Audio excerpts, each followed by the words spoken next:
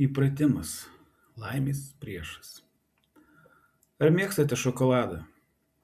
Pirmas šokolado gabalėlis atrodo nepaprastai gardus, o kiekvienas kitas suteikia vis mažiau pasitenkinimo. Kodėl? Nes skonis jau nestebina naujumu, psichologai tai vadina įpratimu. Manote, jog pasijusite laimingas, kai įsigysite naują automobilį, renovuosite virtuvę, nulakuosite grindis ir panašiai, tačiau toji laimė ilgai netruks, nes nebeliks naujumo pojūčio. Galiausiai jums teks nusipirkti kitą naują daiktą ir pamėginti vėl patirti laimę. Prieš išleisdami pinigus naujam nebūtinam dalykui paklauskite savęs, kiek ilgai juo džiaugsitės.